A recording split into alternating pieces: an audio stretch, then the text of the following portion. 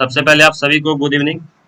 आज से हम लोग शुरू करेंगे ग्राफिक्स क्रैश कोर्स जो है, जिसमें कि हम लोग डिस्कस करेंगे ऑब्जेक्टिव और सब्जेक्टिव प्रीवियस ईयर का क्वेश्चन सारा रहने वाला है, और साथ साथ हमारा भी क्वेश्चन रहने वाला है, ताकि आप लोगों को एग्जाम में बहुत ही अच्छा मार्क्स उठा सके इस ऑब्जेक्टिव और सब्जेक्टिव से। इस कोर्स को ज्वाइन करने के लिए आप लोग डाउनलोड कर सकते हैं स्पेक्ट विजन ऐप से, प्ले स्टोर जाके, और कांटेक्ट कर सकते हैं इस नंबर पे। और ये जो क्वेश्चन है, ये क्वेश्चन आया गया है फरवरी में 2022 का ये क्वेश्चन है।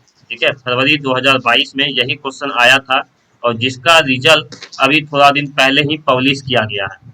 तो इसी से हम लोग रिलेटेड बात करेंगे। आप सभी को पता है कि आप लोगों का फुल मार्क्स 70 रहता है और पासिंग मार्क्स 28। अगर आप 28 मार्क्स से कम लाते हैं तो आप फेल हो जाते हैं उस सब्जेक्ट में। ठीक है, सबसे पहले आपको मैं बता दूं कि ग्रुप ए मतलब जो सेक्शन नंबर ए होगा उसमें 20 प्रश्न रहने वाले हैं, और सभी का मार्क्स 1 मार्क्स रहता है। ठीक है, तो हम लोग सिर्फ अभी ऑब्जेक्टिव को पहले हम लोग देखेंगे। तो यहाँ से ऑब्जेक्टिव आपका शुरू हो गया। टोटल कितने ऑब्जेक्टिव रहने वाले हैं? तो 20 ऑब्जेक्टिव, और कितने मार्क्स के? तो 20 मार्क्स के ऑब्जेक्टिव रहने वाले हैं। तो सबसे पहला क्वेश्चन है, हम लोग एक एक करके क्वेश्चन को समझाएंगे भी, और कैसे यूज होता है इसके भी बारे में समझाएंगे। कहता है a device which does the function of T square, comma है यहाँ पर भूल गया है तो अपने से लगा देते हैं, set square, protractor and scale. तो कहता है, हिंदी में भी बताते हैं, वो उपकरण जो T square, set square, protractor एवं पैमाना का कार्य करता है उसको क्या कहते हैं? तो हम सभी को पता है। आप लोगों का आंसर क्या होना चाहिए बताओ, देखते हैं आप लोग का भी answer. Sir B, B number. B number, बहुत बढ़िया, आपका ये आंसर सही है, मिनी ड्राफ्टर। आप लोग को पता है कि मिनी ड्राफ्टर हमारा इस टाइप से रहते हैं। ठीक है, और इस टाइप से जो हमारे पास मिनी ड्राफ्टर रहता है, ठीक है, यहाँ पर आपका सारा स्केल का भी सुविधा रहता है, ये सॉरी प्रोटेक्टर का सुविधा यहाँ पर रहता है, हमारा चांद जिसको कहते हैं। यहाँ पर हमारे पास स्केल रहता है, और हमको पता है यहाँ एंगल कितना होता है, वो 90 डिग्री होता है। ठीक है, तो इसी स्क्वायर से, और टी स्क्वायर का काम क्या होता है? तो हॉरिजेंटल लाइन या स्ट्रेट लाइन को ड्रॉ करने के लिए। तो हम लोगों को पता है कि हम लोग मिनी ड्राफ्टर से ये भी ड्रॉ कर सकते हैं। सेट स्क्वायर का काम क्या होता है? एंगल को बनाने के लिए। तो आप लोग जब देखे होगे, यहाँ पर आप लोग देखना एंगल का भी वैल्यू लिखा हुआ रहेगा, 0 से लेके 180 तक लिखा हुआ रहता है। तो मतलब सारा काम हम लोग मिनी ड्राफ्टर के द्वारा कर सकते हैं। पहले के जमाना में टी स्क्वायर का ज्यादा यूज होता था, लेकिन अब जो है उसका जगह ले चुका है मिनी ड्राफ्टर। तो इसका आंसर क्या होना चाहिए? मिनी ड्राफ्टर आपका राइट आंसर है। अब हम लोग बढ़ते हैं क्वेश्चन नंबर दूसरे की ओर। आप सभी को पता है कि टोटल नंबर ऑफ जो ड्राइंग शीट होते हैं कितने होते हैं? A1 होते, A0 से शुरू होता है, A1 होता है, A2 होता है, A3 होता है, और A4 होता है। इसी तरह से मैंने आप सभी को पढ़ाया, आप सभी को याद है कि नहीं?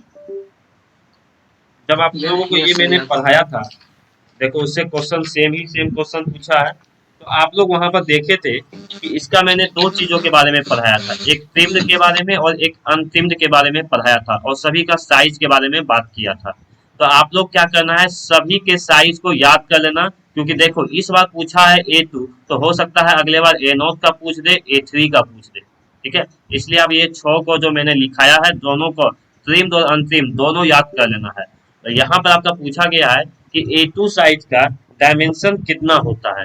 तो A2 साइज का डायमेंशन कितना होता है, देखते हैं कि कितने आंसर सही देते हैं। सी नंबर होगा सर। हाँ, तो इसका आंसर क्या होगा? 420 गुने 594। हाँ, बहुत बढ़िया, 420 बटे 594 जो है इसका ये राइट आंसर है। तो आप लोग इसको भी एक बार याद कर लेना, और साथ साथ सभी का A0 से लेके A5 तक जो है सभी के याद कर लेना। ठीक है, और चलो एक और क्वेश्चन यहाँ से पूछते हैं।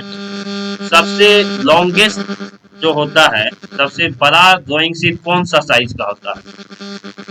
सर ये नंबर 841 गुने 1189 हो जाएगा। तो आपको ये भी याद रखना है, ये भी पूछा गया क्वेश्चन है कि लॉन्गेस्ट ड्राइंग शीट कौन सा होता है।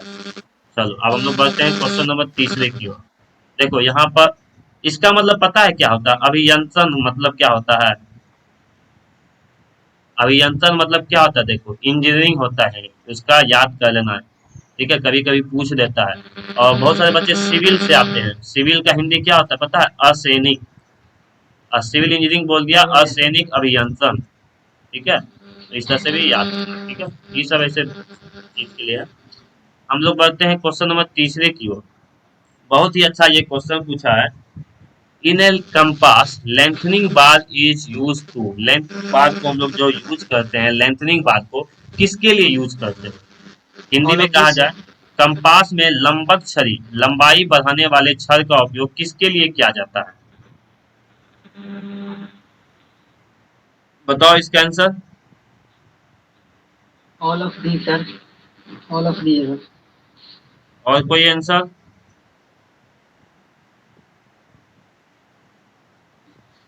ऑल ऑफ दिस ही होगा सर। इसका आंसर होगा ए नंबर, लेंथ।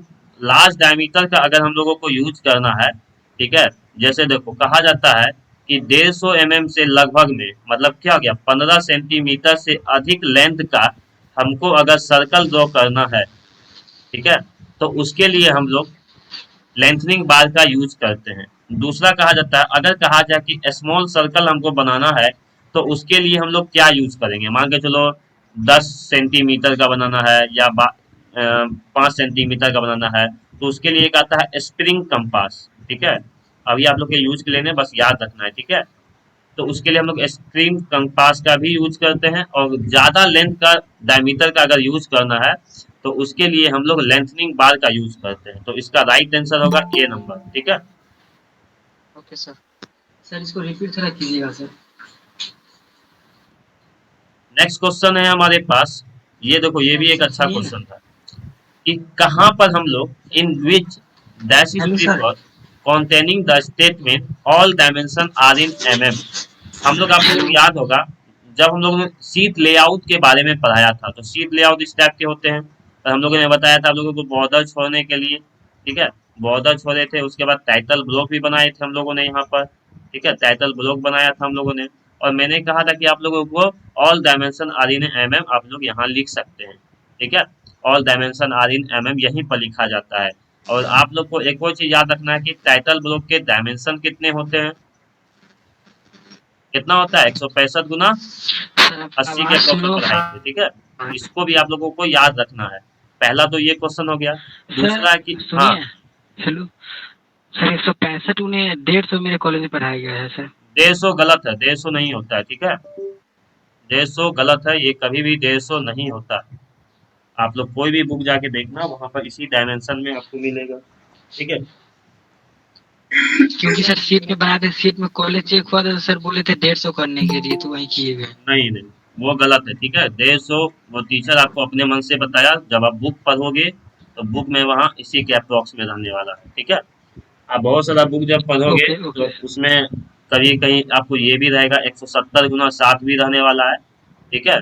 तो लेकिन अप्रोक्सीमेटली यही माना जाता है, ठीक है। और 150 गुना 150 नहीं होता है। तो हाँ, सर ऑल मेरा कॉलेज डायमेंशन में आर इन mm, इसका हम लोग कहाँ पर बनाएंगे बताओ तो? इसका आंसर क्या होना चाहिए?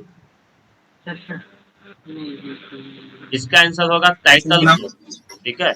इसका आंसर होगा टाइटल ब्लॉक में आपका बनाया जाता है। क्योंकि देखो ये हम लोग जो बनाए हैं, ठीक है, आप लोग को हम लोगों ने क्या पढ़ाया है कि यहाँ पर लिखने के लिए, याद है?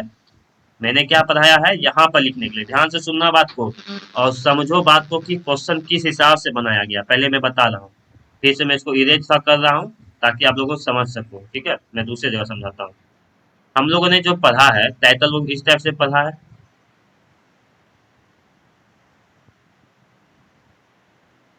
हम लोगों ने आप लोगों को पढ़ाया था कि यहाँ पर लिखते हैं all dimension are in mm। आप लोगों को ऐसा ही ना पढ़ाए थे हम? बात करो, बताओ एक बार।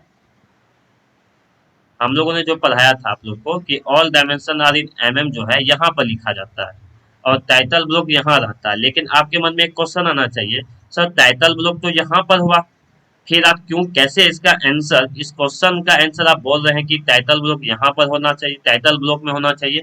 तो समझना है बात को कि किस हिसाब से मैं कह रहा हूँ, ठीक है। देखो बाबू, हम लोग जो अभी पढ़ाई कर रहे हैं, वो आपको ऐसा सीट जो है, ये जो ड्राइंग सीट आप लोग सिर्फ पढ़ोगे डिप्लोमा लाइव भरी, लेकिन ये जो क्वेश्चन का जो आंसर देना है, ये आपको किस हिसाब से देना है? जब आप बड़े बड़े प्रोजेक्ट में जाते हो, बड़ा बड़ा प्रोजेक्ट मतलब आप जब बिल्डिंग बनाओगे या ब्रिज बनाओगे या कोई भी काम करोगे, तब वहां पर जो देखोगे तो ये सीट लेआउट चेंज हो जाता है, ठीक है। अभी जो सीट लेआउट आप लोग को पढ़ना पड़ रहा है वो किसके हिसाब से पढ़ना पड़ रहा है, आपके कॉलेज के अनुसार, एग्जाम के अनुसार। लेकिन जब आप बड़े बड़े साइट में जाओगे तो वहां पर सीट लेआउट पता है कैसा हो जाता है, इस टाइप से। देखो यहाँ पर आपका टाइटल ब्लॉक आएगा, इस साइड आ जाता है, समझ में आया। और यहाँ पर ही लिखा हुआ जाता है all dimension are in mm side में, ठीक है। तो वहां पर आपके सीट लेआउट चेंज हो जाते हैं, वो इसको हम लोग टाइटल ब्लॉक ही कहते हैं। अगर नहीं होगा तो कल हम आप लोग को दिखाएंगे। एक हमारे पास एक पूर्णिया में आप लोगों को पता है कि बन रहा है, कॉलेज बन रहा है, कॉलेज मेडिकल हॉस्पिटल बन रहा है, आप सभी को पता है, जो भी बच्चे होंगे उधर को पते होंगे, ठीक है। उसका मेरे पास पूरा सीट है, उसके बाद ड्राइंग सीट है। वहां पर आपको मैं दिखाऊंगा कि कहाँ पर आपको वो टाइटल ब्लॉक रहता है, टाइटल ब्लॉक, और वहां पर कहाँ पर आपका वो ड्राइंग सीट में all dimension are in mm लिखा जाता है। इस हिसाब से इसका आंसर जो होगा ये टाइटल ब्लॉक होगा, जो कि बिल्कुल सही है आपका, ठीक है। तो इसलिए आपको याद रखना है ये बात। और अगर कोई पूछे कि कैसे होता है तो उसको ये भी जवाब देना है कि किस हिसाब से होता है। बहुत सारे बच्चे यहाँ पर मार के आएंगे फ्रेम एंड बॉर्डर, ठीक है, उनका ये कॉलेज के हिसाब से सही होगा। लेकिन हम लोग जब अभी पढ़ रहे हैं, जब कोई कोई टीचर आपका जब वो बनाता है तो वो आपको भविष्य को देखते हुए बनाता है, ठीक है। तो इसलिए इसका आंसर आप लोगों को मारना है टाइटल ब्लॉक मारना। नेक्स्ट क्वेश्चन देखते हैं हम लोग कि सर अगर हमको ऑर्थोग्राफिक एग्जाम में तो मानते आ क्या जाएगा तो क्या चीज, टाइटल ब्लॉक मानेंगे। हाँ टाइटल सर ब्लॉक अगर मानते हैं एग्जाम, क्या ओके चीज। सर। आंसर मैंने मैच कर लिया है, ठीक। आंसर आपका यही है, ठीक है। मैंने सभी जगह से ओके आंसर को मैच करने के बाद ही मैं बता रहा हूँ आपको, ठीक है। टाइटल ब्लॉक होगा इसका। मैंने सभी जगह नेट वेट सभी जगह सर्च कर लिया ताकि आप लोगों को दिक्कत भी नहीं हो, इसलिए। ऑर्थोग्राफिक प्रोजेक्शन में एक्स वाई लाइन को हम लोग क्या कहते हैं? Horizontal reference line sir. हाँ, तो आपको वो रेफरेंस लाइन कहना है, उसको हॉरिजॉन्टल लाइन नहीं कह सकते हैं। हॉरिजॉन्टल लाइन तो कुछ भी हो सकता है, ये भी हॉरिजॉन्टल लाइन, ये भी हॉरिजॉन्टल लाइन, लेकिन X Y line is always known as reference line, ठीक है। इसको भी याद रखना है, इसको संदर्भित रेखा कहते हैं।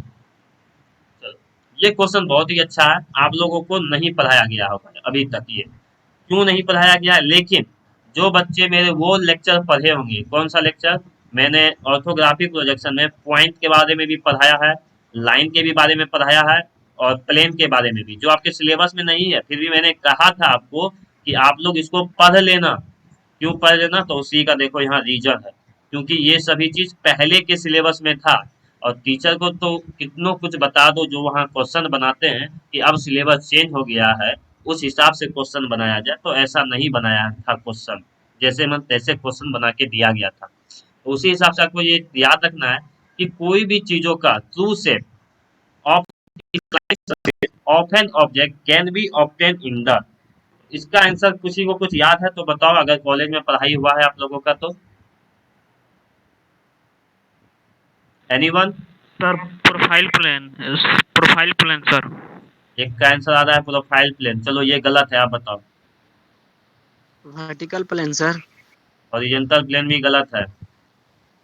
आप बोलेगा एगो vertical vertical plane plane, sir. ये भी गलत है। सर डी इसका आंसर होगा डी नंबर ऑक्सिलरी होगा, प्लेन, ठीक है। Auxiliary plane. देखो, इसका आप लोगों को पढ़ाई अभी तक इसलिए नहीं हुआ है क्योंकि ये जो चैप्टर है ये आता है section of solid chapter, section of solid. मैंने आप सभी को पहले भी बताया होगा, सेक्शन ऑफ शायद पढ़ाया, सॉलिड। ठीक है, कि सब जब आप लोग पहले के पढ़ाई करते 2016 से 19 बैच के बच्चे अगर आप लोग होते, तो वहां पर आप लोग को देखना रहता, पहले रहता है प्रोजेक्शन ऑफ सॉलिड, फिर सेक्शन, फिर डेवलपमेंट, ठीक है। तो इसी में सेक्शन ऑफ सॉलिड में ये ट्रू शेप के बारे में पढ़ाई करना रहता है। क्या होता है ट्रू शेप के बारे में समझते हैं। देखो, अगर मान के चलो ये आपका एक सिलेंडर है, ठीक है, समझना बात को, और इमेजिन करना, मैंने पहले भी कहा था ड्राइंग क्या है, इमेजिन का चीज है, ठीक है।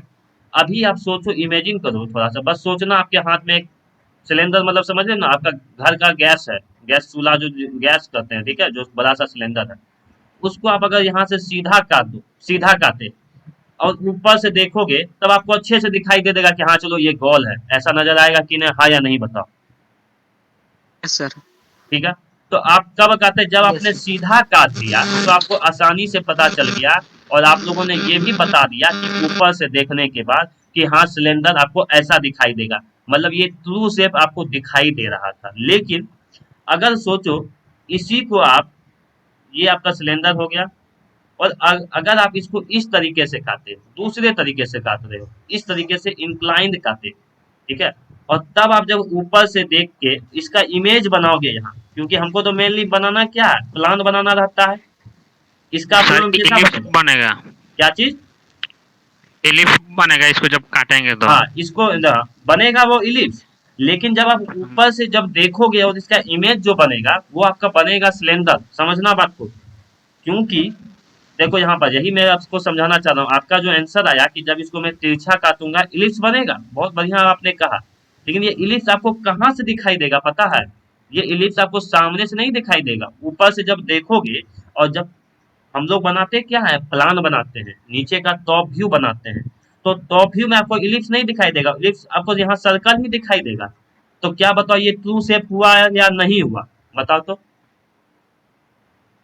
ये अभी ट्रू शेप नहीं हुआ, क्योंकि बन रहा था मेरा इलिप्स, लेकिन जब मैंने टॉप व्यू बनाया तो मेरा बन गया क्या, सर्कल, लेकिन ये तो गलत है, हमको तो ट्रू शेप चाहिए, तो ट्रू शेप दिखाने के लिए हम लोग कौन सा व्यू बनाते हैं, एक और व्यू बनाते हैं जिसका नाम होता है ऑक्सिलरी प्लेन, मैं बताता हूँ कि क्या होता है वो, एक सेकेंड, तो हम लोग एक और बनाते हैं ऑक्सिलरी प्लेन, जो बनाते हैं उसके बारे में भी हम बताते हैं, तो ऑक्सिलरी प्लेन जो बनता है हमेशा, ठीक है, अगर ये मेरा है, अगर हम इस तरीके से काटते हैं, इंक्लाइन काटते हैं, इसको क्या बोलेंगे, देखो यहाँ से एक सेकेंड रुकना,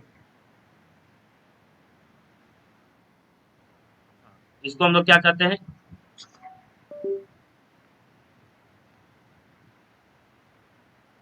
इंक्लाइन प्लेन, ठीक है, इंक्लाइन प्लेन कहते हैं, या इसको हम लोग ऑब्लिक प्लेन भी कहेंगे, ठीक है, ऑब्लिक मतलब मैंने पढ़ाया भी था कि क्या होता है, ठीक है, अगर इसको अगर दिखाने के लिए हम लोग क्या करते हैं, इसी लाइन के पैरेलल, जो हमारा लाइन था इसी के पैरेलल एक हम लोग एक और पैरेलल लाइन ड्रॉ करते हैं, ये दोनों पैरेलल होगा, ठीक है, ये मेरा थोड़ा इस पे चल नहीं रहा है कंपास, हम दूसरे जगह से समझाते हैं, चलो यहीं पर, चलो समझना, यहाँ पर वहां दिखाई नहीं दे रहा था, इस तरफ से मान के चलो मेरे पास है कोई ऑब्जेक्ट, अगर हम इसको इंक्लाइन करते, ये हो गया इंक्लाइन प्लेन और ऑब्लिक प्लेन, ठीक है, दोनों का नाम एक ही होता है, तो इसी लाइन के पैरेलल हम लोग एक और लाइन ड्रॉ करते हैं, ये दोनों लाइन पैरेलल होगा, ठीक है, और इसके लाइन जो पैरेलल ड्रॉ करने के बाद फिर हम यहाँ से सारा व्यू ले जाते हैं ऊपर की ओर, और तब जब आप बनाओगे यहाँ पर, तब यहाँ पर आपको बनेगा इलिप्स, और इसको कहा जाता है ट्रू शेप, और इस यहाँ पर जो ये जो एक्स वाई लाइन होगा इसी को बोलेंगे ऑक्सिलरी प्लेन, तो आप समझ में आया कि इसका राइट आंसर क्या होना चाहिए, क्लियर हुआ है हाँ या नहीं बताओ,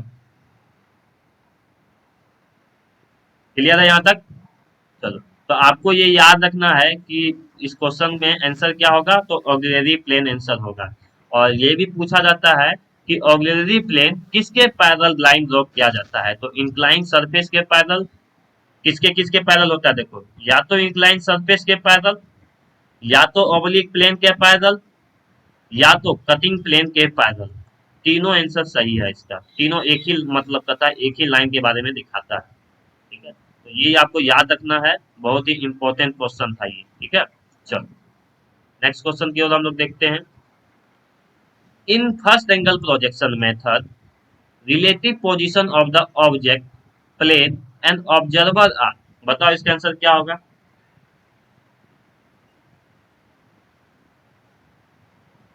एबीसीडी में बताओ क्या आंसर होगा, ए होगा सर। चलो एक का आंसर आया ए, देखते हैं क्या सही है, देखो फर्स्ट फर्स्ट में क्या होता है, यहाँ हम फर्स्ट का बताएंगे और यहाँ थर्ड का बताते हैं, फर्स्ट एंगल प्रोजेक्शन में हमारा इस तरह से रहता है, इसी को कहते हैं प्लेन ऑफ प्रोजेक्शन, यहाँ पर हमारे पास कोई ऑब्जेक्ट होगा और यहाँ पर हमारा आंख होता है, ठीक है, तो मेरा आई देखो बीच में क्या है, object is placed in between, object को किसके किसके बीच रखा गया है, तो प्लेन ऑफ प्रोजेक्शन और ऑब्जर्वर के बीच, आई मतलब ऑब्जर्वर समझो, ठीक है, तो यहाँ पर आपको याद रखना है कि ऑब्जेक्ट कहाँ पर रहता है, ऑब्जर्वर और प्लेन ऑफ प्रोजेक्शन के बीच में हमारे पास ऑब्जेक्ट रहता है, लेकिन अगर हम लोग वही बात करें थर्ड एंगल प्रोजेक्शन का, तो ये हो गया थर्ड एंगल प्रोजेक्शन, तो हमारा मान के चलो ऑब्जेक्ट यहाँ है और ये है गया प्लेन ऑफ प्रोजेक्शन, तो यहाँ पर कहाँ पर रखेंगे बताओ तो, अब बताओ, हम इसको पढ़ाए हैं, कहाँ पर होगा बताओ तो कोई, मेरा ऑब्जर्वर कहाँ रहेगा, यहाँ पर रहता है ऑब्जर्वर कि यहाँ पर रहता है ऑब्जर्वर, बता दो कोई, ऊपर या नीचे।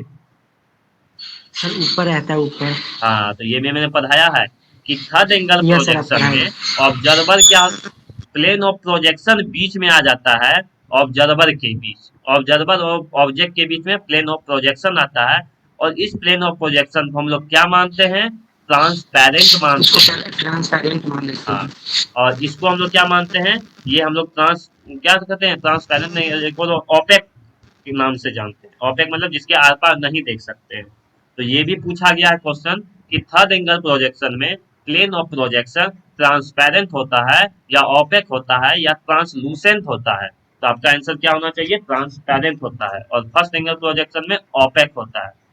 तो इस हिसाब से भी आप लोग का दोनों की ये क्वेश्चन बन जाना चाहिए। एक ये क्वेश्चन बहुत ही अच्छा क्वेश्चन था, मैंने बताया कि आप लोग का बहुत सारा क्वेश्चन जो है सेक्शन ऑफ सॉलिड से उठाया गया है, तो मैं एक काम करूंगा, ठीक है, मैं पढ़ाऊंगा तो नहीं सेक्शन ऑफ सॉलिड को, लेकिन इसका वीडियो में अपलोड कर दूंगा, ठीक है, ऐप पे सर ये तो सेक्शन ऑफ, सिलेबस से हट गया हुआ है ना। हाँ ये सिलेबस से हट गया, लेकिन देखो क्वेश्चन पूछा गया है तो मैं क्या कर सकता हूँ बताओ, ठीक है।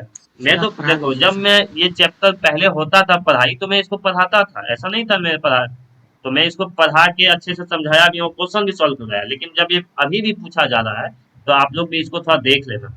देखो कह रहा है ऑब्जेक्ट सर तो दैट इसका आर आंसर क्या हो सिमेट्रिक, जाएगा? कहता है ऐसा ऑब्जेक्ट कोई सिमेट्री है, सिमेट्रिक का मतलब समझ रहे हो, जैसे बताओ ये आपका एक ऑब्जेक्ट है, समझना सिमेट्री का मतलब मैं इजीली समझाने की कोशिश कर रहा हूँ, आगे सॉरी, सिमेट्री का मैं मतलब समझा रहा हूँ, ठीक है। और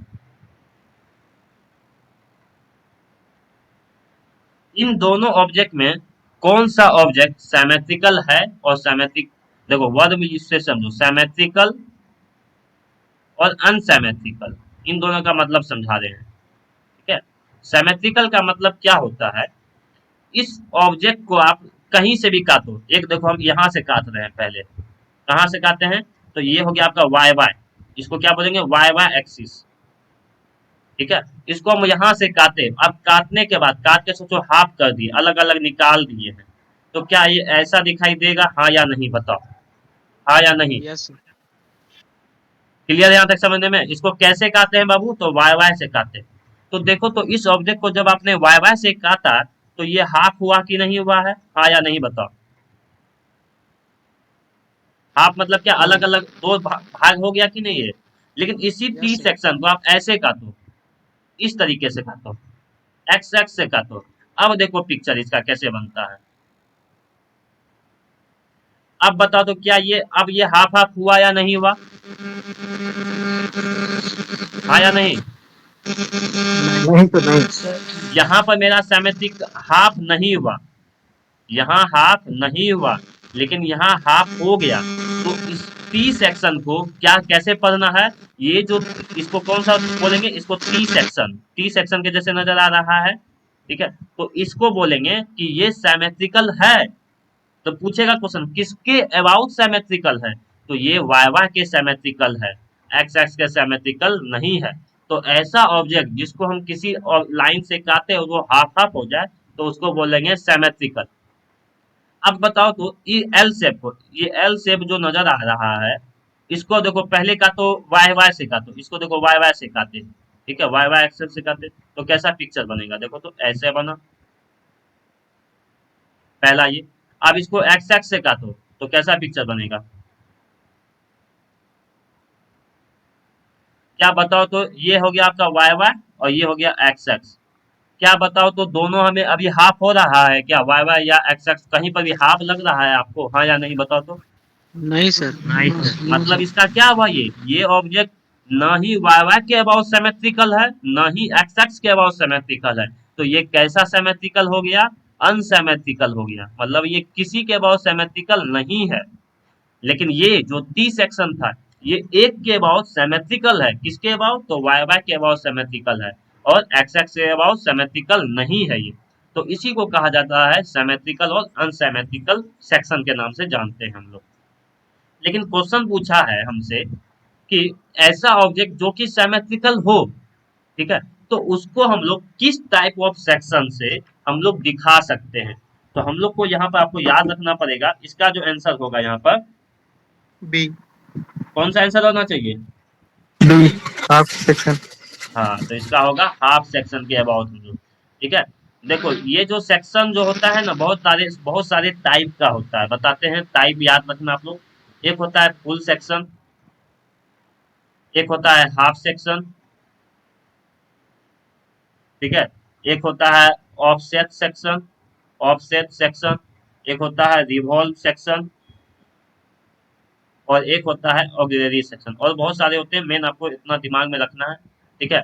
फुल सेक्शन हम आगे बताएंगे, आगे और क्वेश्चन लाएंगे हम सेक्शन ऑफ सॉलिड का, ताकि आप लोग को ऑब्जेक्टिव छूटे नहीं। तो आपका इसका आंसर होना चाहिए हाफ, क्योंकि जब हम लोग हाफ के द्वारा दिखाएंगे तो बहुत सारा चीज वहां पर दिखाई देता है। इफेक्टिवली बोला है, इफेक्टिवली का मतलब अच्छे से दिखाई देने।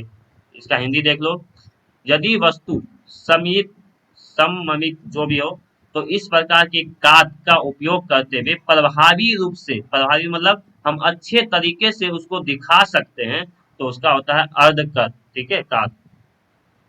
इसका बताओ तो, देखते हैं कौन बताएगा answer.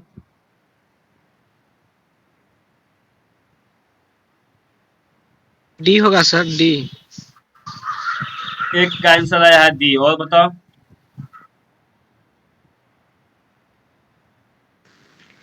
Sir A number A. Sir एक बी। का आया है ए, एक का आया बी है नंबर ए, सर। और B number sir, dash white line. देखो इसका आंसर आप लोग सही करना, B. Long dash narrow line, ठीक है। हिडन लाइन को हम लोग जो ड्रॉ करते हैं वो डैश नैरो लाइन से होता है। चलो इसके बारे में कुछ कुछ हम लिखा भी देते हैं, ठीक है, आप लोग लिख भी लेना।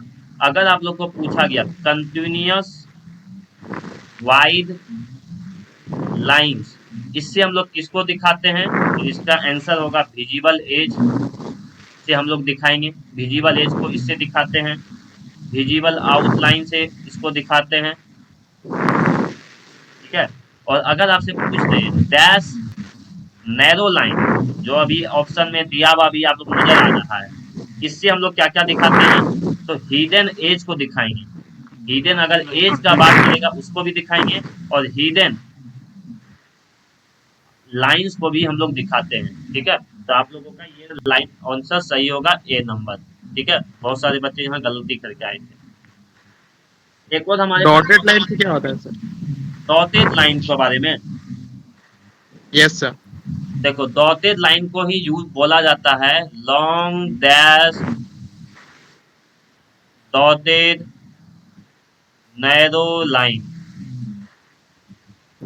देखो डॉटेड लाइन का मतलब एक सिर्फ इतना नहीं पढ़ना है, डॉटेड लाइन इसका फुल नाम से बोलना है long dash dotted narrow line. इससे हम लोग दिखाते हैं सेंटर लाइन को दिखाते हैं, लाइन ऑफ सिमेट्री को दिखाते हैं। अभी हम बताए थे ना Y Y axis X X axis को सिमेट्रिकल जो कर रहे थे, इससे दिखाएंगे, ठीक है। बस ये दो बात आपको याद रखना है, इससे हम लोग सेंटर लाइन और लाइन ऑफ सिमेट्री को दिखाते हैं। इसके बारे में बताओ, dash is the part of dimension. Sir धीरे सर। हाँ, सर मतलब जो dash narrow line dash wide line इस सबको आगे के जो है ना उसको लिखा उनका सर। क्या बोल रहे हैं, आवाज नहीं आ रहा आपका। सर जो अलग अलग सर लाइन है सर, हाँ हाँ, सर जैसे हिडन लाइन मतलब डैश नैरो लाइन हो गया था, डैश वाइड लाइन मतलब क्या कौन कहलाएगा उसको लिखा दीजिए सर। ओके ओके, चलो ये पहले तीन को लिखे आप लोग, ये तीन को लिखे पहले, हाँ या नहीं बताओ। देखो जो जो पहला, देखो हम यहीं पर से लिख लो, हम लिखा देते हैं। चलो कंटिन्यूअस वाइड लाइन का, यस। कंटिन्यूअस वाइड लाइन का दो चीज लिख लो, ये दोनों, ठीक है। डैश नैरो लाइन का ये दोनों लिख लो, ठीक है। उसके बाद देखो long dash dotted narrow line का ये दोनों लिख लो, और मैं लिखा देता हूँ, ठीक है, लिख लेना मेरे साथ साथ। और लिख लो एक अ, ये हो गया, चलो कंटिन्यूअस वाइड हो गया आपका, सेंटर हो गया। अगर आपका long dash dotted wide line रहे, जैसे ऑप्शन नंबर डी में जो है, इससे हम लोग क्या दिखाई सकते हैं, तो इससे हम लोग कटिंग प्लेन को दिखाते हैं। अभी हम लोगों ने बताया ना सेक्शन कर रहे थे, यहाँ पर जो मैंने काट रहा था इस टाइप से, कहाँ गया ऊपर जो काट के दिखाने वाला, ये जो मैं काट रहा था एक्स एक्स से जैसे काट रहा था, बीच से इंक्लाइन काट रहा था, इसी को क्या कहते हैं, सेक्शन लाइन, कटिंग प्लेन, ये सब कहते हैं। ठीक है, इसको हम लोग दिखाते हैं यही लाइन से, जो लास्ट में 3 नंबर ऑप्शन था, ये long dash dotted wide line, तो इसका लिख लेना आप लोग, कटिंग प्लेन को दिखाते हैं हम लोग। ठीक है, आप लोग इसको याद रखना, बस इसके लिए यही इंपॉर्टेंट लाइन है, यही ऑप्शन आप में रहेगा। तो चारों का मैंने बता दिया। अब डैश देखो ऊपर का क्या हो जाएगा, हिडन लाइन हो जाएगा, डैश नैरो लाइन का, डैश वाइड लाइन मैंने पढ़ाया क्या अभी, डैश नैरो लाइन पढ़ा दिया, डैश लॉन्ग डैश के भी बारे में पढ़ा दिया। ठीक है, डैश वाइड लाइन, ठीक है, इससे हम लोग एरिया को दिखाते हैं, लिख लेना बस, एरिया को दिखाते हैं। Long dash dotted narrow line के बारे में यहाँ पर मैंने बता दिया, और long dash dotted wide line के बारे में मैंने नीचे में पढ़ा दिया। तो यही 4 को आपको बहुत ही ज्यादा इंपॉर्टेंट रहता है, जहाँ पर बच्चे थोड़ा कंफ्यूज करते हैं। ठीक है, इसको लिख लेना आप।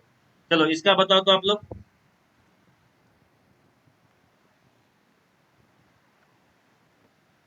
Anyone? Dash is a part of dimension, बताओ। तो इसका आंसर होगा, ठीक है, इसका आंसर होगा बी नंबर। एक्सटेंशन लाइन जो होता है वो पार्ट ऑफ डायमेंशन लाइन होता है। तो एक्सटेंशन लाइन में आप लोग लिख लेना, it is a thin continuous line used for dimensioning of object।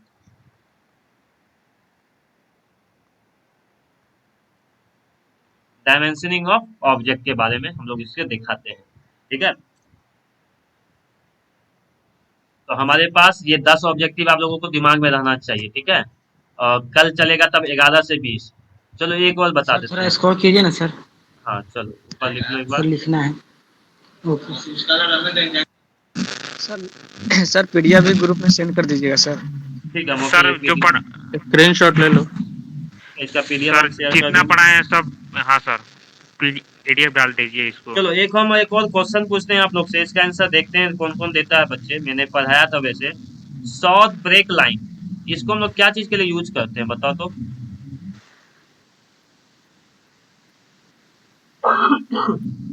बताओ कोई, एनीवन? नाम से सर, ही तो फ्री हैंड लाइन के लिए। नहीं, देखो ध्यान से बताते हैं, समझना बात को। अगर आपने एग्जांपल से मैं समझाता हूँ, ये आपका क्या है, दीवार है, दीवार समझ रहे हैं ना, वाल, ये आपका वाल है, दीवार आपने बाउंड्री बना रहा है। ठीक है, और इसका दूरी है 30 मीटर के लगभग है दूरी। अब इसको आप लोगों ने ड्राइंग पे बनाना शुरू किया, तो अब 30 मीटर का लाइन को छोटा भी करते हैं। आप लोगों को मैंने आरएफ के बारे में पढ़ाया है। हम लोग इसको अलग तरीके से भी समझा सकते हैं। कैसे?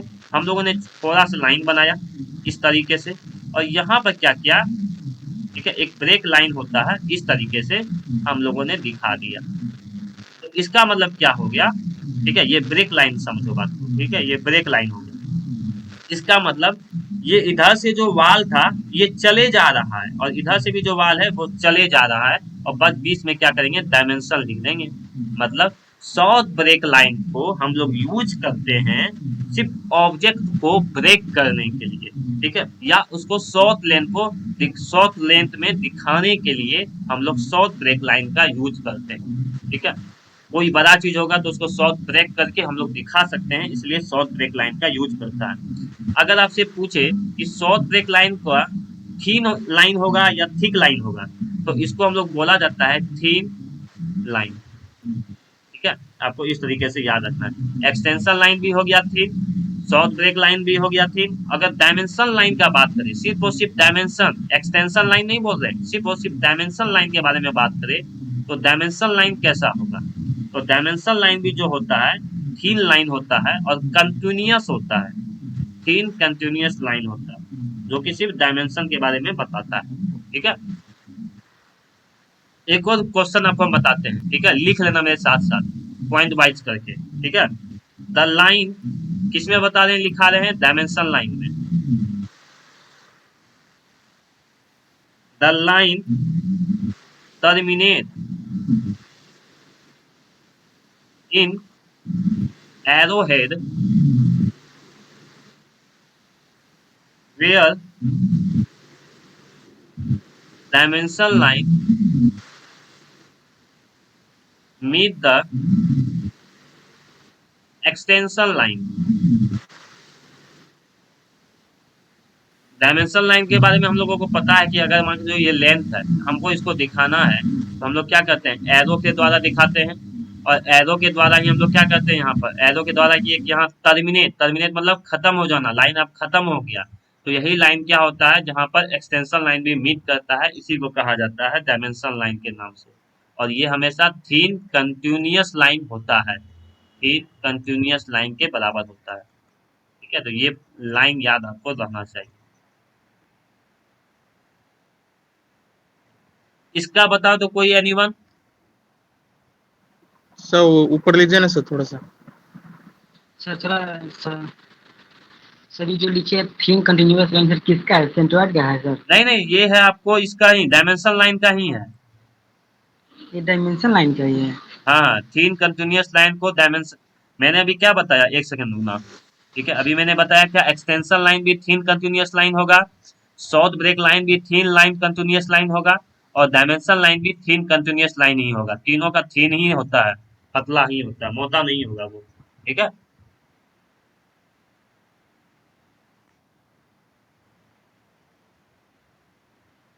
चलो इसका कोई बता दो, 11 नंबर का आंसर।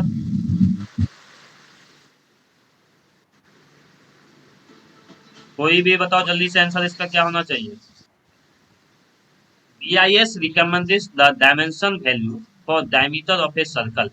अगर हम कोई सर्कल बनाए हैं और उसका डायमेंशनिंग करना है, तो उसको हम लोग क्या चीज से दिखाएंगे। BIS का क्या होता है फुल फॉर्म, ये भी पूछा जा सकता है, bureau of Indian standard, bureau of Indian standard, ठीक है। BIS का फुल फॉर्म होता है। क्या होना चाहिए इसका आंसर, कोई बताओ एनीवन। गलत होगा कोई बात नहीं, यहीं पर गलत होगा। Preceded by letter D. चलो हिंदी में बताओ, अब हिंदी में देखो कितना जल्दी तुम लोग आंसर देखो। BIS वृत्त के व्यास के मान को डैश लगाने की अनुशंसा करता है, बाद में चिन्ह फाई, पहले चिन्ह फाई, बाद में अक्षर दी, पहले अक्षर दी। सर बाद पहले में चिन्ह नहीं है सर। इसका आंसर होगा बाद में चिन्ह फाई। जैसे देखो आप लोग जब देखे होंगे, सरिया जानते हो ना, सरिया क्या होता है, छड़ जिसको कहते हैं, घर में लगाते हैं छड़ हम लोग, जिसको कहते हैं स्टील का रॉड, जिसको बीम आर बनता है, कॉलम बनता है, उस पे देखना वो आप लोगों को 6 mm 12 mm का क्या रहता है, 6 mm का, 12 mm का क्या रहता है, सब छड़ रहता है, 20 mm का रहता है, 28 का रहता है, 32 का रहता है। तो हम लोग इसको दिखाते जो है, जब आप लोग इंजीनियरिंग के लैंग्वेज में कहा जाए, तो इस तरीके से दिखाएंगे 6 फाई, मतलब क्या हो गया 6 डायमीटर का, ये क्या है, छड़ है। mm तो हमको पता ही है, होगा तो mm ही होगा, ये समझ में आया बात को। तो आपको हमेशा 12 फाई, 16 फाई ऐसा ये लिखना गलत होता है, ऐसा नहीं होता है, या 12 दी भी नहीं लिखते हैं, ये भी गलत है। हमेशा याद रखना 6 फाई, तो बाद में चिन्ह फाई लगाते हैं, ठीक है। क्लियर है यहाँ तक समझने में। इसका बताओ सर उसके बाद आप तीन को बता दीजिए सर। क्या, सर उस तीन को बता दीजिए सर, उस तीन को भी बता दीजिए, पहले लाइन का, बाद में अक्षर डी का, ये सब को बता दीजिए। नहीं समझ रहे हैं, इसका ये होगा, ए होगा आंसर, ए। इसको इंग्लिश में क्या कहते हैं, preceded by the symbol phi. Yes sir. Sir मतलब उसके बाद जो तीन को बच गया हुआ है ना, उस सब मतलब तब ये बता सब दीजिए ना, ये कहाँ सब कहाँ गलत से है, कैसे देखो ऑप्शन तो एक ही ना सही है, ये तो तीनों गलत आंसर है, ये कहीं यूज ही नहीं होता है, ठीक है। आप ये ओके तो सर, कहीं यूज का नहीं है। हाँ, आप ऐसा सोच रहे थे क्या कि यहाँ पर जैसे मैं चारों के बारे में हर एक चीज बताया तो उसका भी वैसा ही आंसर होगा, ऐसा नहीं है, ठीक है। यस सर उसी में। ऐसा कोई यस बात सर। नहीं है वहाँ पर, ठीक है, उसका एक ही आंसर सही है वहाँ, और सब यूज ही नहीं होता है, ठीक है। सर इसका उसका बताओ, मीनिंग नहीं है। Are F is always representative fraction जो होता है वो कितने के बराबर होता है, बताओ तो इसका answer. Equal to one less than one. One क्या चीज? सभी वन होगा। होगा सर, वन वन। वन एक बता रहा है, यहाँ लगता है। एंड देखो एक इसका के आंसर बराबर। क्या होगा, वन मैंने होगा, डी होगा। सर क्या वन आंसर होगा होगा बताओ तो सर, जल्दी श्योर से। है, वन श्योर है सर। सभी वन होगा होगा, ना। बताओ वन हो ए पे सर सारा हो सकता है। सारा हो सकता है, बहुत बढ़िया, यहाँ सारा होगा। याद करो हमने वो ने पढ़ाया था स्केल में, 3 टाइप के स्केल पढ़ाया था। वन रेशियो एक वन, वन पढ़ाया था रेशियो एक्स और रिड्यूस, एक पढ़ाया था रिड्यूस, एक फुल साइज और एक इनलार्ज पढ़ाया था। इनराज इसका क्या सर, होता है, आर लेकिन एफ एक एक से सर, कम, आर एफ एक के बराबर और आर एफ एक से ज्यादा। तो यहाँ तो तीनों होता है, तो एनी ऑफ द एबव। ठीक है, यही आपको याद रखना है। सर एक बात है सर। हाँ सर मतलब कोई भी अगर ऑब्जेक्ट का सर निकालते हैं जो कि एल मतलब रिप्रेजेंटेटिव फ्रैक्शन, तो वन ही के रेशियो में निकालते हैं सबका, कितना रिड्यूस करना है, कितना ग्रो करना है। देखिए, ऐसा देखो आप लोग ऐसा इसलिए कर रहे हो क्योंकि आप लोग जो अभी पढ़ रहे हो सिर्फ और सिर्फ रिड्यूस स्केल पढ़ रहे हो। मैंने बताया था ना कि अभी जो आप लोग पढ़ाई करोगे सिर्फ और सिर्फ, चाहे वो सिविल के बच्चे हो, मैकेनिकल के बच्चे हो, इलेक्ट्रिकल के बच्चे हो, सभी आप लोग यही पढ़ रहे हो। लेकिन जब आप भविष्य में जाओगे आगे, जैसे बचपन में हम लोग बचपन में क्या पढ़ते थे, इसके बराबर पढ़ते थे, पेन बनाते थे, सर्कल बनाते थे, तो आर एफ बराबर वन यूज करते थे। लेकिन जब आप लोग भविष्य में जाओगे, कभी जॉब करोगे, तब आपको घड़ी का मान के जो घड़ी बनाने का आया या सर्किट बनाने का काम आया, तब आप लोग इसका यूज करोगे। तो अभी आप लोग एक यूज करते हो कभी, ठीक है, ज्यादातर ये, ठीक है। लेकिन भविष्य में आपको ये भी यूज होगा, ये भी यूज होगा, तो इसलिए इसका आंसर होगा एनी ऑफ द एबव। वैसे भी हमको पता है कि आर एफ तीनों होता है, वन से बराबर भी होता है, वन से छोटा भी होता है और वन से ज्यादा भी होता है। क्लियर है यहाँ तक समझने में? और सर इस ऑप्शन में जो हिंदी में दिया उपरोक्त में से कोई, हाँ, मतलब तो उपरोक्त में से सभी ना होगा, हिंदी देखिए तो। यहाँ थोड़ा तो बोले तो आपको यहाँ गलती लिख दिया है, बोले तो क्वेश्चन आपको गलत है। यहाँ होना चाहिए ऑल ऑफ द एबव, सभी। उपरोक्त में से सभी। हाँ, ऐसे ही टाइप से ऑप्शन होना चाहिए, ठीक है। चलो आप लोग इसीलिए कभी भी देखो, कोई भी आप एग्जाम में जब पढ़ोगे ना, तो हिंदी और इंग्लिश दोनों पढ़ना एक बार, क्योंकि ये क्या है, आपको ये कौन सा स्टेट है, बिहार है। तो बिहार के बारे में पता ही है आपको सब चीज। बीपीएससी भी लीक होता है सर, बिहार है सर। बीपीएससी बचा नहीं तो एसबीटी का क्वेश्चन कैसे बनाएगा अच्छा वो, ठीक है, बिहार का जैसे आप। सर्वश्रेष्ठ एग्जाम का लीक हो सकता है, तो सर कि ये हाँ, तो खैर। चलो और आगे का ऑब्जेक्टिव हम कल बताएंगे, लेकिन उससे पहले हम कुछ सब्जेक्टिव के बारे में आते हैं, जैसा कि मैंने पहले भी बताया था कि दोनों चीज के बारे में चलते रहेगा।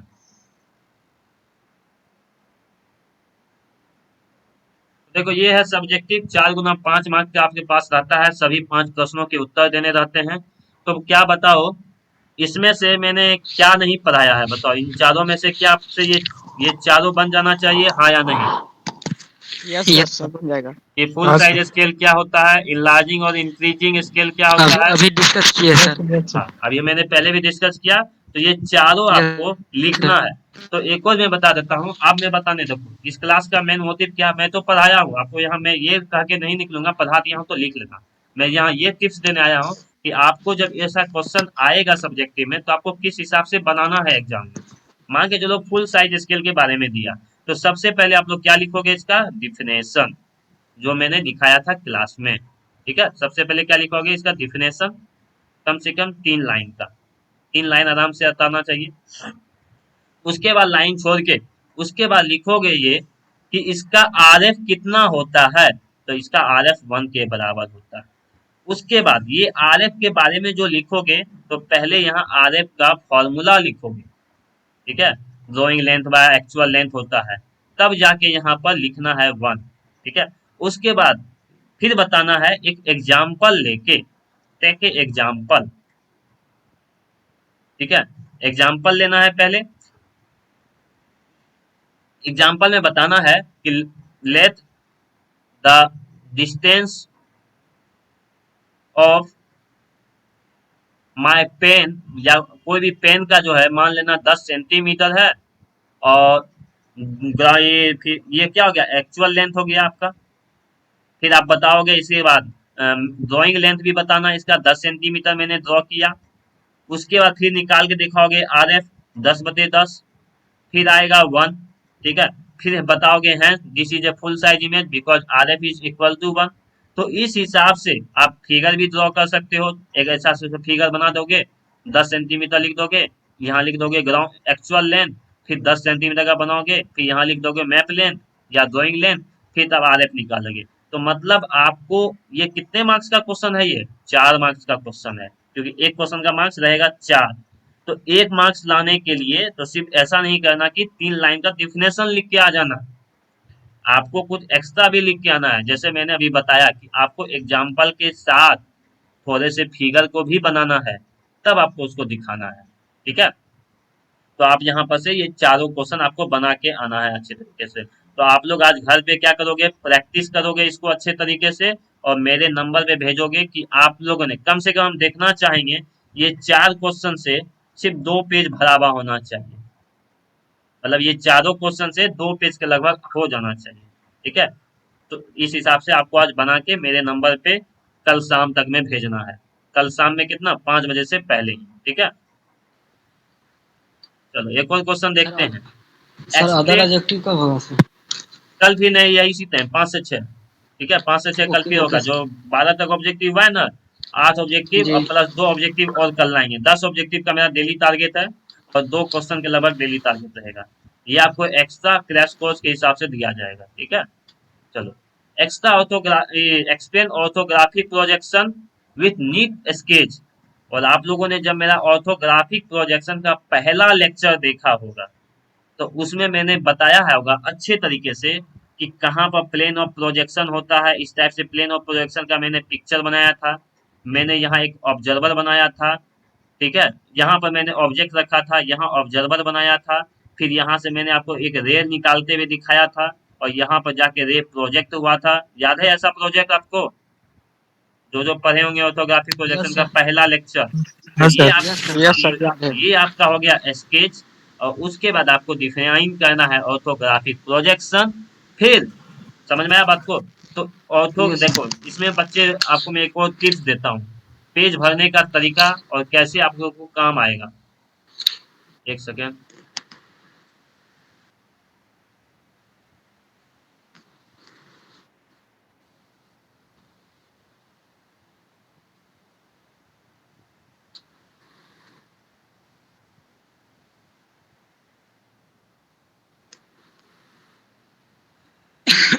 आप लोगों को याद करो, आप लोग ऑर्थोग्राफिक प्रोजेक्शन जब पढ़ाए थे, यहाँ पर क्वेश्चन क्या पूछा गया है, सिर्फ और सिर्फ ऑर्थोग्राफिक प्रोजेक्शन क्या होता है या उसको नीट स्केच में बताओ। तो अगर आपको यहाँ पर अच्छे तरीके से बनाना है, तो सबसे पहले आप लोग डिफाइन करोगे प्रोजेक्शन के बारे में।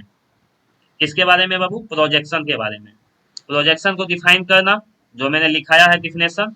उसके बाद इसके 4 टाइप के बारे में मैंने पढ़ाया था, याद होगा आप सभी को। 4 टाइप में मैंने पढ़ाया था, आइसोमेट्रिक भी था, ऑर्थोग्राफिक भी था, ऑब्लिक भी था, और पर्सपेक्टिव प्रोजेक्शन भी था। याद है आप सभी को। एक्सपेक्टिव यस सर हाँ। तो सबसे पहले देखो, इसको डिफाइन मत करने लगना, क्योंकि देखो हमसे क्वेश्चन क्या पूछा है, सिर्फ और सिर्फ ऑर्थोग्राफिक। तो देखो तरीका मैं बता रहा हूँ कि एग्जाम में लिखने का, हमसे पूछा ऑर्थोग्राफिक, तो पहले हम उसको क्या बताए, सिर्फ और सिर्फ प्रोजेक्शन के बारे में बताए। प्रोजेक्शन के बारे में डिफाइन कर दिया अच्छे तरीके से। फिर क्या किए, प्रोजेक्शन का 4 टाइप के बारे में बता दिए, सिर्फ नाम लिख देना है, ठीक है। उसके बाद फिर यहाँ लिखना है ऑर्थोग्राफिक प्रोजेक्शन। अब यहाँ पर फिर क्या करेंगे इसका, अब इसका डिफिनेशन लिखेंगे अच्छे तरीके से। फिर डिफिनेशन लिखने के बाद इसका क्या करेंगे, उसके बाद यहाँ पर आराम से एक स्केच बना देंगे, और इसका हो गया खत्म यहाँ से, ठीक है। तो इस हिसाब से आपको बनाना है कि आपको एक क्वेश्चन में आराम से वो 4 में 4 देने के लिए वो खुद मजबूर हो जाए, ठीक है। इस तरीके से आपको लिखना है। आप अगर सोचो डायरेक्ट ऑर्थोग्राफिक लिखते तो चलता, लेकिन यहाँ पर अगर आपने डिफाइन तक कर, मतलब सिर्फ नाम लिखा, देखो मैंने जब पढ़ाया था आपको, तो मैंने इन सभी को डिफाइन किया था। आप सभी को याद होगा कि आइसोमेट्रिक क्या होता है, ऑर्थोग्राफिक क्या होता है, ऑब्लिक प्रोजेक्शन क्या होता है, यस सर। Perspective projection. लेकिन क्वेश्चन में हमसे सिर्फ ऑर्थोग्राफिक पूछा है, इसलिए हम यहाँ पर इसको डिफाइन नहीं करेंगे, आइसोमेट्रिक को, ऑब्लिक को डिफाइन नहीं करना, बस इसका नाम लिख देना है। नाम लिखने से ही बहुत मतलब हो जाएगा। उस नाम अगर आप लिख दोगे तो टीचर समझेगा कि हाँ बच्चा कुछ लिखा है और जानता है बेसिक से। और तब जाके जब आप ऑर्थोग्राफिक को अच्छे से डिफाइन करते हुए बनाओगे और फिगर के साथ, तब आपको यहाँ पर से 4 में 4 मिल जाएगा। क्लियर है सभी को यहाँ तक? Yes sir.